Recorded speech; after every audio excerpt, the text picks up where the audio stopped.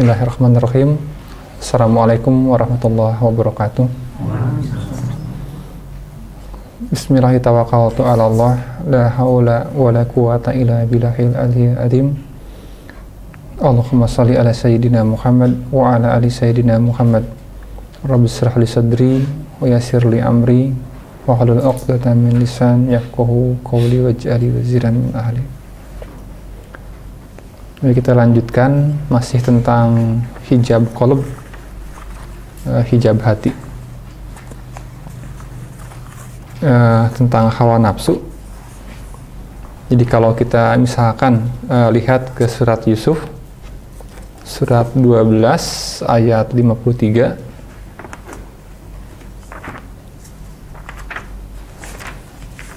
surat 12 ayat 53.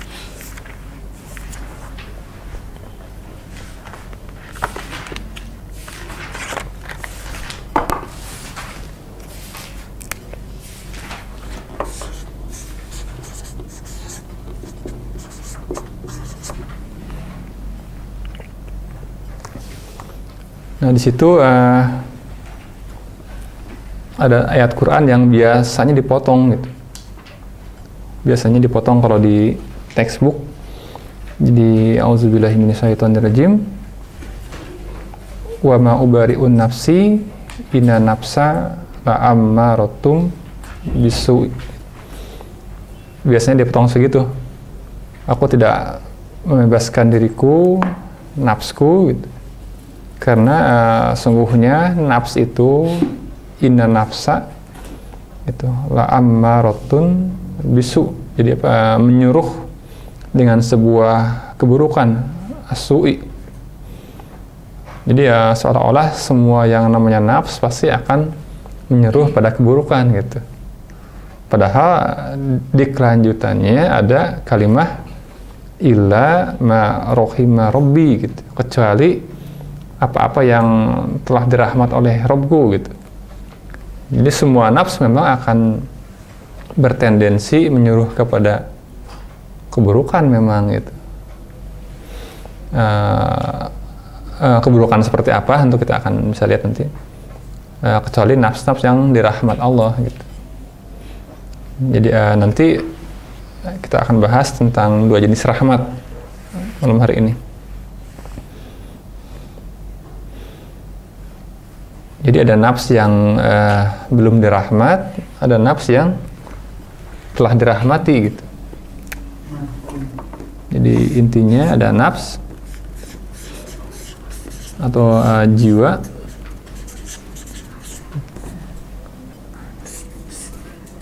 yang belum dirahmati, ada jiwa yang telah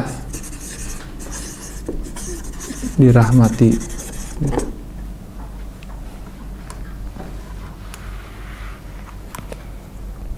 Nah, kita ingat bahwa ada jasad,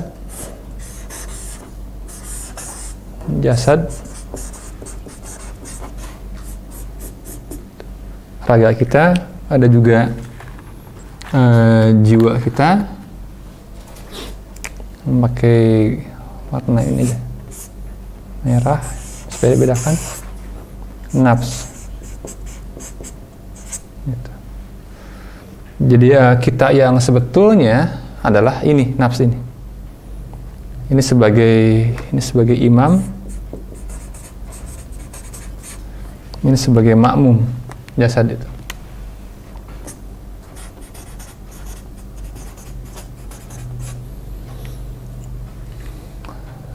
Nah, tapi kapan si nafs sebagai imam gitu? Itu kapan?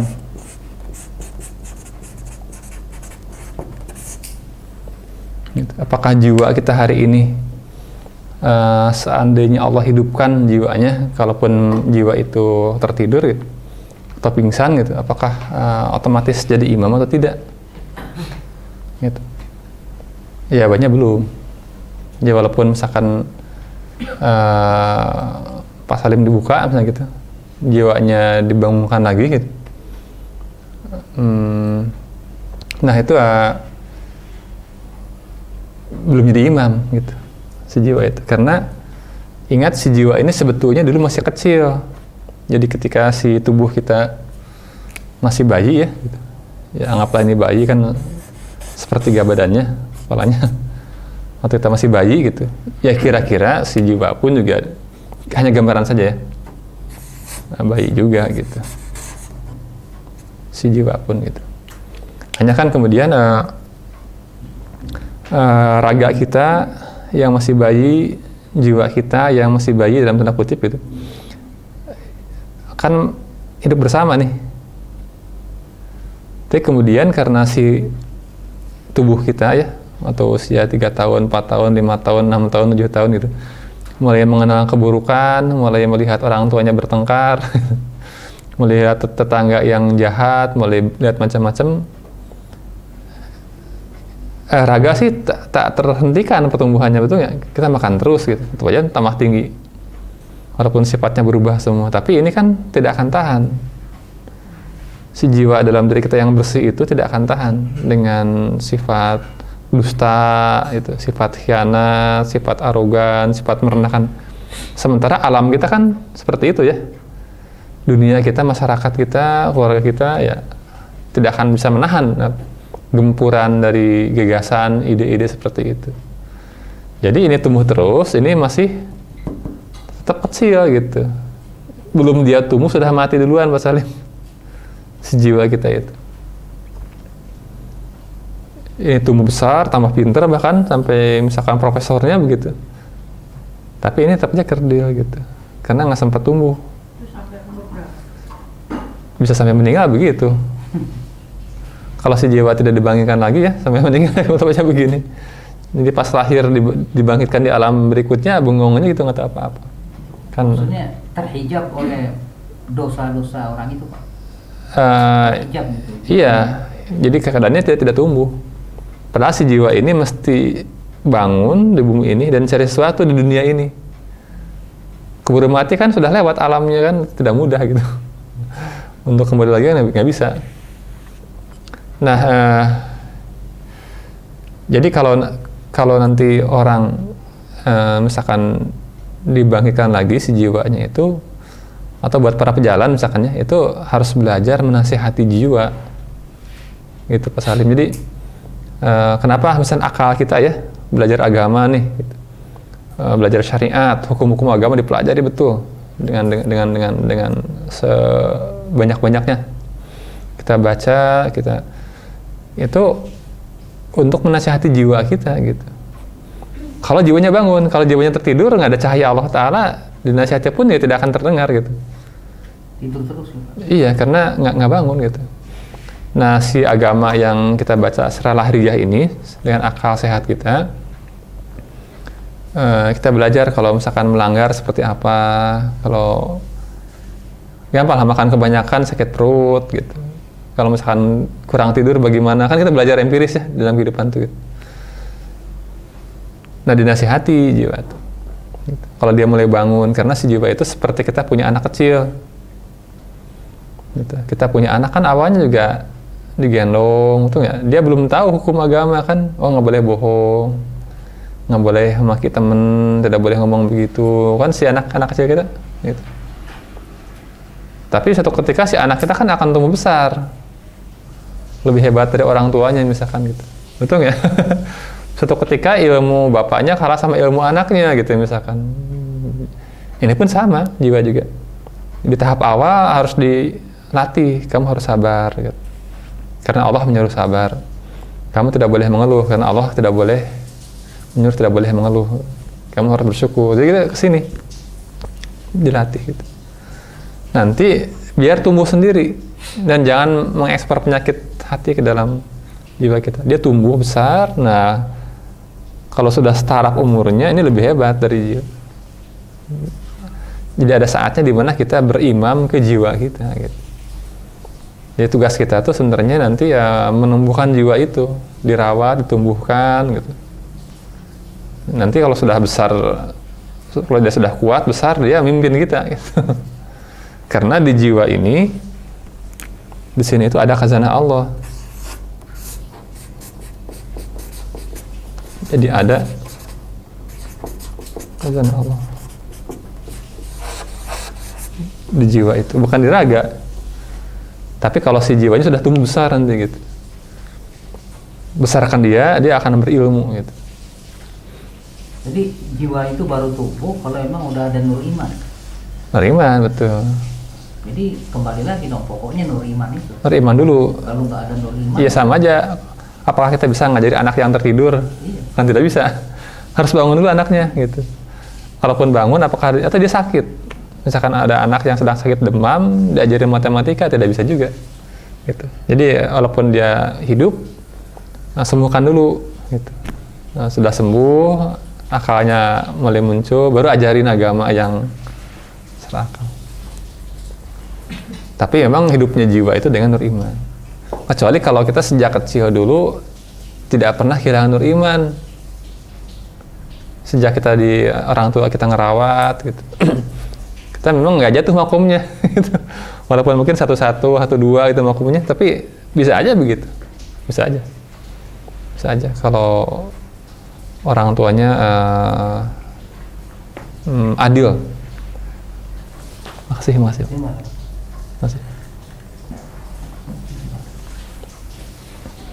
Nah, hal lain gitu. Hal lain sama seperti begini. Misalkan ada apa ya? Kalau proyektor film, ini ada klise nih gitu. Nah, sebuah film gitu. Kemudian si film itu disorot oleh sinar proyektor kan ya? Disorot begitu. Kemudian tentu keluar gambar kan ya?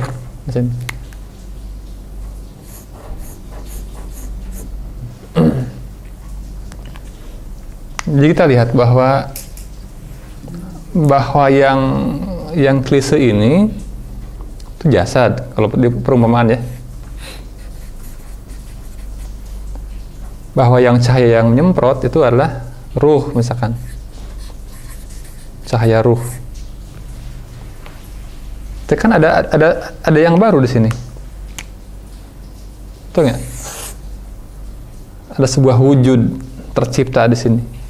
Yang dia bukan klise, dia juga bukan cahaya ini. Betul nggak? Gambar film yang tampil di layar kan ini. Gitu. Ini pun sama gitu. Jadi kalau misalkan si jasad ini disorot oleh cahaya ruh, sorot begini, kan pada prinsipnya muncul gambar di sini. Bentar, gambar, sorry yang ini. Muncul di sini sesuatu. Seperti ini. Gitu. Jadi ada kehidupan, ada eksistensi, ada wujud. Ada bukan tidak ada gitu. Cuma bayangkan jika cahaya ini cahaya kehidupan, maka ini jadi hidup gitu. Karena ruh adalah cahaya kehidupan, dimasukkan ke sini, mantul ke situ, maka ini hidup gitu. Karena membawa kehidupan gitu. Karena materialnya hidup, ini pun juga hidup. Kan gambar ini campuran dari gambar klise dan cahaya kan gitu. Ini cahaya murni, ini tidak murni lagi karena ada gambar ini gitu. Tapi karena seolah ruh yang hidup yang yang dikontaminasi oleh gambar ini, dia hidup gitu. Jadi ada sebuah kehidupan yang lain antara raga dan jiwa. Ini yang disebut sebagai nantinya hawa. Gitu. Hawanya nafs gitu. Hawanya nafs. Ini nafsnya, ini hawanya. Nah ini akan tumbuh terus sejalan pertumbuhan jasad, betul nggak? Ini kebenaran dalam diri kita yang ada khazanah ilahiyah. Ini memang mati di sini. Sebelum tumbuh sudah mati. Tapi si raga kan tumbuh terus. Ini jadi begini. Kemudian si hawa nafsu yang tadinya kerdil pun juga, si bayi juga tumbuh jadi ini. Jadi dalam diri kita ada hawa nafsu yang ikut tumbuh sejalan pertumbuhan jasad ini. Kalau kulisnya yang besar, besar juga gambarnya gitu. Kalau berubah juga gambarnya gitu. Jadi ini akan selalu ada. Gitu. Jadi kalau digambarkan mungkin dari sini jasadnya juga besar, jasadnya besar, juga hawa nafsu juga yang besar. Ngerti ya? Karena kan dia mengikuti jasad ya. Ini hawanya juga besar, tapi si jiwa tetap masih kerdil gitu, masih bayi itu.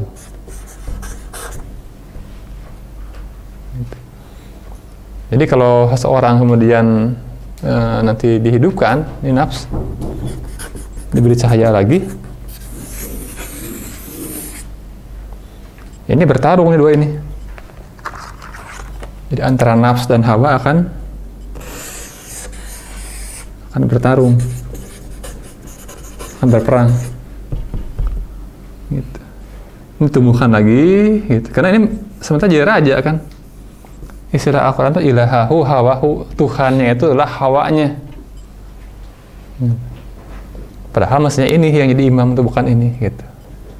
Nah zaman sekarang itu biasanya menjadikan hawa nafsu sebagai imam gitu. Ini yang salah gitu.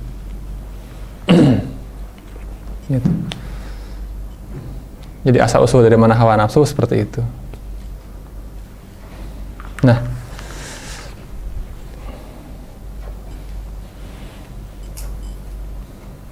kita bisa lihat misalkan di surat 79 ayat 40.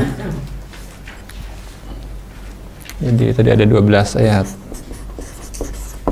53, kemudian ada surat 79 ayat 40 misalkan.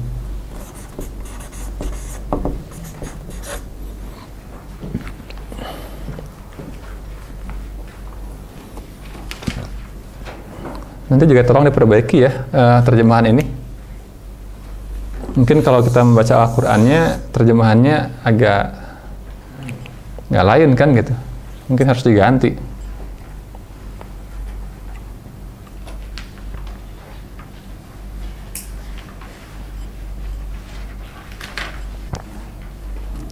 Jadi kalau di sini kan di terjemahan yang di sini sesungguhnya, karena sesungguhnya nafsu itu, jadi itu bukan nafsu, karena kalau dibilang nafsu seolah-olah apa? Hawa nafsu gitu. An-nafs ini. Ini kan sudah serami suluk ya. Jadi kalau sudah an-nafs jangan diterjemahkan nafsu gitu. Nafsu makan, nafsu syahwat itu kan. Nafs gitu. Jadi karena jiwa lah gitu. Sesungguhnya jiwa itu menyuruh, ini adalah amaratu, sungguh-sungguh menyuruh dengan keburukan, bisu'i. Kalimat bisu'i itu artinya apa ya? Ada kandungan keburukan gitu.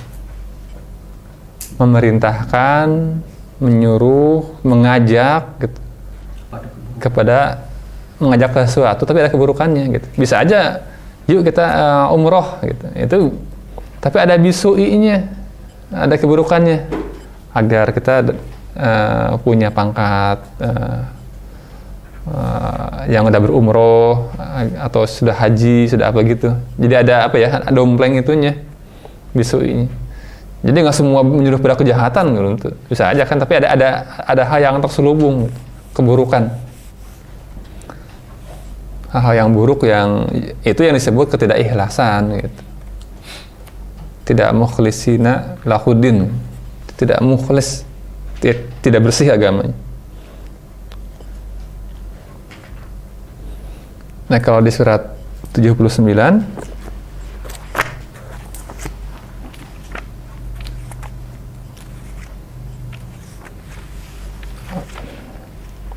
ayat 40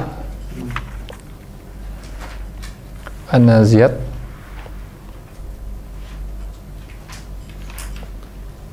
wa amaman khofa, dan adapun orang-orang yang takut dengan maqama rabbihi, dengan maqam Rabbnya gitu.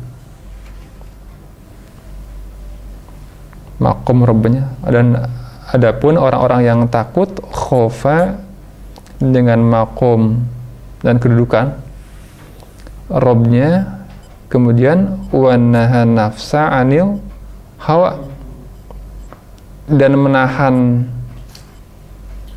nafsnya dari hawa, wa nahan nafsa anil hawa gitu. Jadi mencegah si nafsnya dari hawa gitu. Jadi kalau nanti nafsnya tumbuh, ini orang yang menjaga nafsnya dari pengaruh hawa gitu.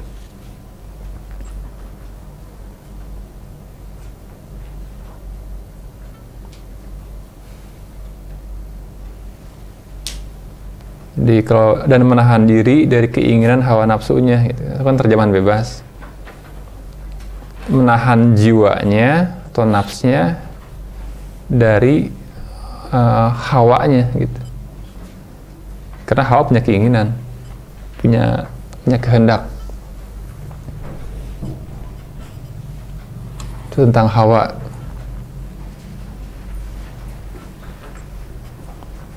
Bisa juga lihat di surat 6 ayat 56.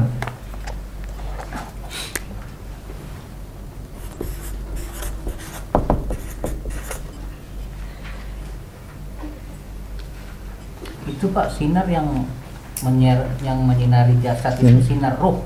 Ruh Ruh yang menyinari jasad. Iya. Sekarang mungkin tidak perlu dibedakan apa Ruh Kudus atau sama aja kan? Ruh. Iya, ruh. Ruh yang